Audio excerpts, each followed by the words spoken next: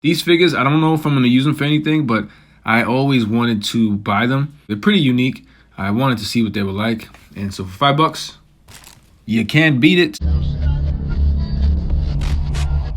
Well, that was quick. Figured out what I needed to do to turn this into a Spider-Man. So here's a before and after. I really like the granite, so I didn't want to touch it. But we'll get into that. YouTube, what up? Welcome back to another Pounds 978 custom video. And today we have no name for the spider because it's an original piece.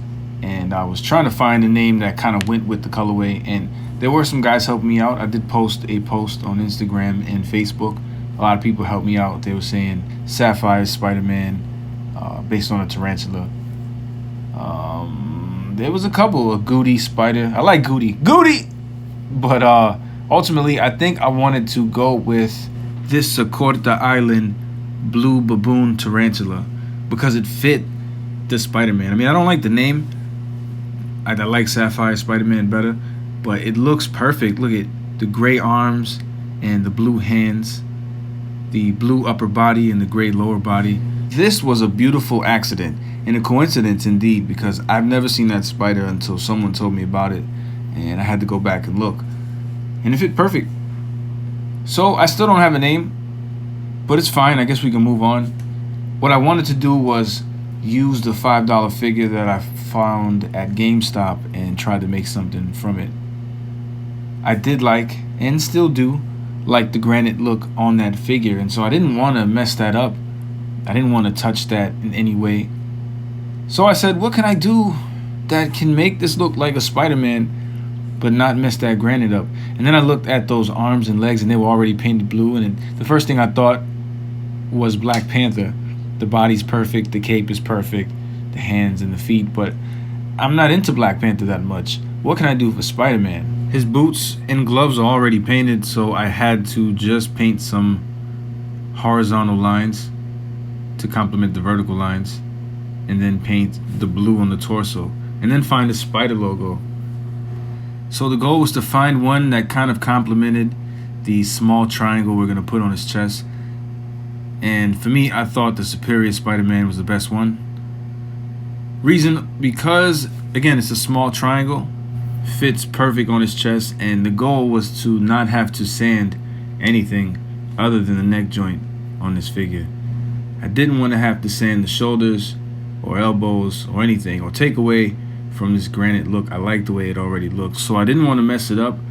I just knew I had to paint very carefully, and that's exactly what I did. Everything is still pretty functional. You can move all the joints the same exact way because, again, I didn't paint any of the joints except the neck joint. I had to paint it blue. Didn't paint the cobwebs under the cape collar, but I did paint them up top. One issue I will note also is the colors do vary from the arms and feet to the upper blue, because you know I didn't paint the bottom blue. I'm trying to take the cape off for you guys, but I didn't paint the hands or the feet. All I did was add the horizontal web lines on that part, and the upper blue I tried my best to match, and for the most part I thought I had a good mix. It's a French blue with a little bit of white, and I'm still here struggling with this dang cape, but the blue wasn't as bright as I wanted it to be, so I may have to go back and darken up these feet because I can't lighten up the blue on top because the logo's already on it. I know I'm babbling right now, you guys might not even understand what I'm talking about, but it means a lot to just mention the imperfection that I see on this, even though it's not that big of a deal. But you can move the figure any way you want.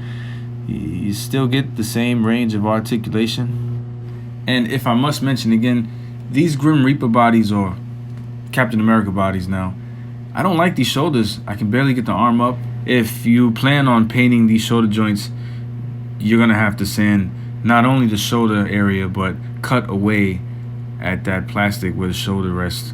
It's hard to really explain, but the point is I'd have to do a lot of modification in order to paint that blue. And so I didn't. Did paint the cape just to kind of have an accessory to go with it. You don't have to put the cape on, but you can see the differences in blue from the arm to the collar. And so I may have to go back and fix that. Let me know if it's that important. I ain't gonna lie, it is bothering me, so I may have to just go back and darken it up a little bit. But yeah, have fun with this figure. You can do everything you normally do with any of your Marvel Legends. I really like this. Don't expect Hasbro to put anything out like this. This is not a real figure.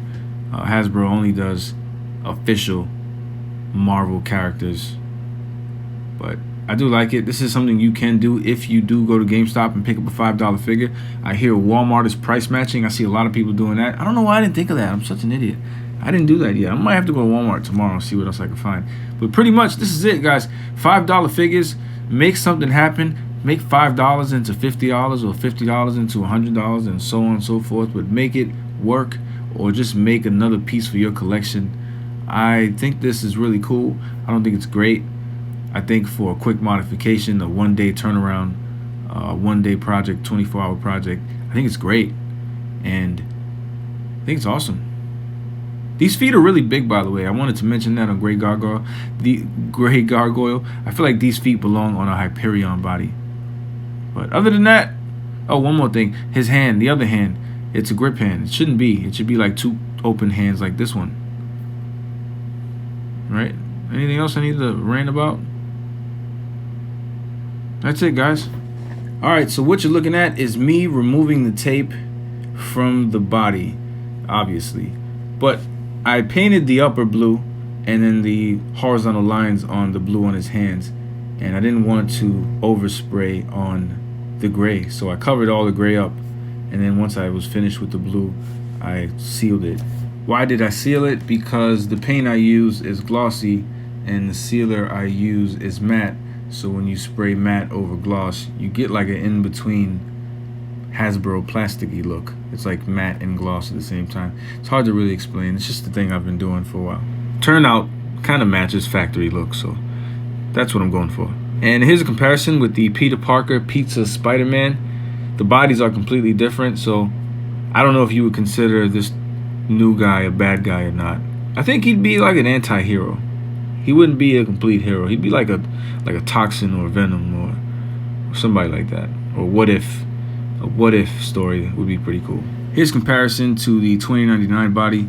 It's a little bigger than the Pizza Spider-Man, a little smaller than this Grim Reaper body, but it still compares pretty well. I like having different spiders in different sizes. And then comparison to a Bucky Cat body. Oh, you haven't seen this yet. That's right, this is a Daredevil symbiote. I'll show you this really soon. Stay tuned for that. But that is it, guys. Let me know what you think about this custom Spider-Man. Is it cool? Is it up to par with every other custom we've done? I mean, does it look like an official spider?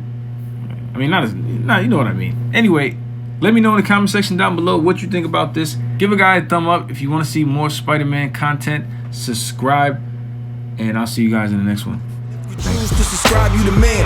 Yes, you. Everyone below in the comments, yes, you too. Thank you very much for showing me love. Who knew? It's ironic how we think out the box for you too, right? Sing, sing, sing, sing. Everybody.